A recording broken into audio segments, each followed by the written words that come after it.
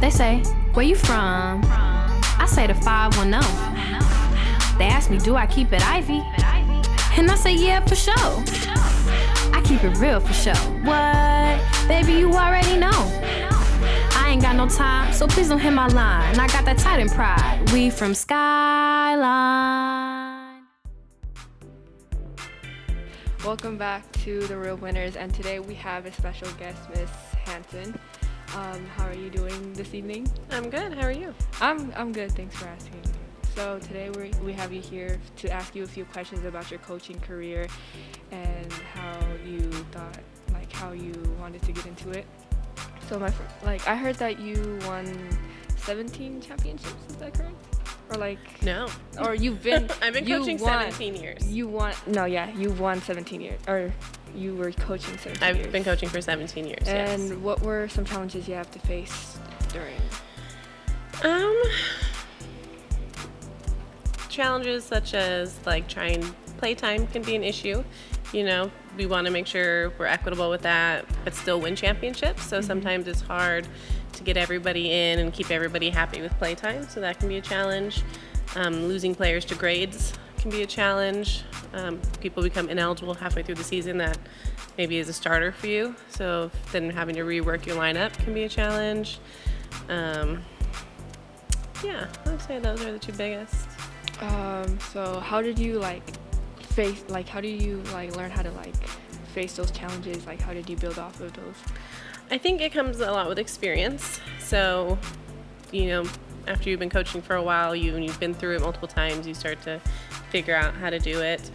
I think having an open communication with your team is really helpful. Everybody knows their role and what they're expected to do, and sometimes they might need to know they might have to change roles halfway through the season. They might need to change position. They just have to do what is needed for the team at the time. So I think that's important, having a good open communication with your team, and then making sure they stay on top of their grades the entire season, not waiting until the week before to check grades. Weekly check-ins, study halls, making sure everybody's doing their homework and staying on top of everything constantly, so at the last week of the marking period, everyone's not scrambling to stay eligible. Okay. So I heard you also coach for the boys and girls. Are the teams different, or are they similar to a team coach? They're like night and day. They're completely different in every way. The game is different. That's one of the big differences. The game for boys is all at the net. It's a lot of blocking and hitting, where girls is more defense and passing.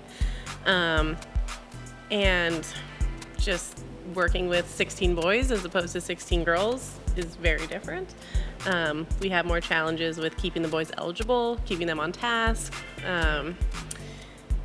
They seem to have a lot more fun at practice, though. They're the ones that never want to leave the gym, where I feel like the girls, are ready to go at that 2-hour mark, and the boys would stay in the gym all night and play if you let them. It's extremely different. So if you were to say, for this season, do you think it's different than last season, or it's kind of similar? We had a very similar run this season. We won the OAL championship. We won the section championship. We went into CIF.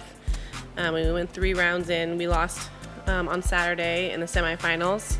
So we had a really good run this year, just like last year. We went a little further last year, but I think our team was also stronger last year. So I think this year we went as far as I expected, maybe. I think we could have won on Saturday, but I'm still very proud of what they've accomplished. And they're still top 4 in Northern California, so it was fantastic.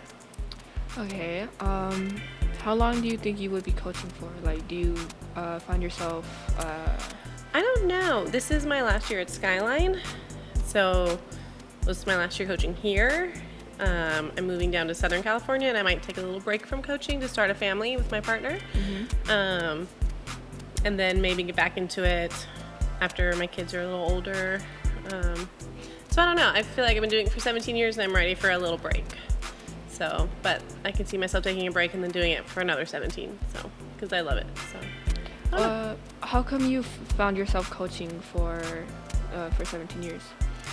So I played in high school, and then when I went to college, I didn't want to play. I was kind of over it. My senior year, I didn't have the best experience my senior year. and then went to college and didn't really think about it anymore. And then my sorority sister had her own club and was looking for coaches, and she asked me if I wanted to coach because she knew I played, and so I just said fine, some extra money, and then I just fell in love with coaching. I love coaching so much more than I enjoyed playing. So I coached all through college, and then ever since. Okay. Is there anything else you would like us to know about you or your career in coaching? No, I think you covered everything. Oh, well, thank you for coming for this interview. I know it took a while. No worries. Glad to be here.